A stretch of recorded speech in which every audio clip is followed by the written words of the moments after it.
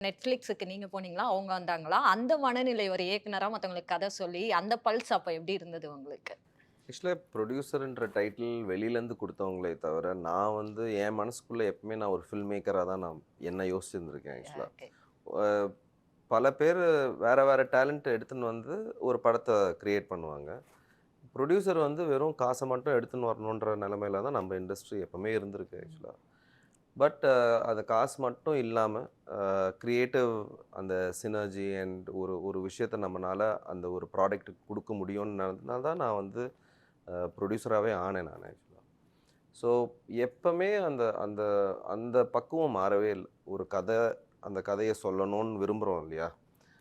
அதுதான் எப்பவுமே எனக்கு முன்னாடி இருக்கும் ஆக்சுவலா.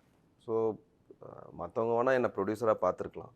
நான் வந்து ஒரு ஃபில்ம் மேக்கரா இந்த படத்த நம்ம போய் மக்கள்கிட்ட சேர்க்கணும். அது நான் என்னலாம் பண்ணணும் அப்படின்னு தான் யோசிச்சேன் நானு. அதே மாதிரி தான் இப்பவுமே வந்து ஏன்னா, இப்ப நான் வந்து டைரக்டர் ஆகணும்னு நெனச்சிருந்தேன்னா, ப்ரொடியூசர் என்னைக்கோ எனக்கு சான்ஸ் குடுத்துருப்பார்ல. ஏன்னா ம். நான் தானே ப்ரொடியூசர் ஆக்சுவலா. பட் அ அந்த ப்ரொடியூசருக்கு தெரியும். இப்ப இவன் கரெக்ட்டா டைம் வந்துருச்சா இவனுக்கு டைரக்ட் பண்ற அந்த திறன் வந்துருச்சா அப்படின்றது வந்து தான் டைரக்டரோட ப்ரொடியூசரோட மெயின் ஃபோக்கஸ்.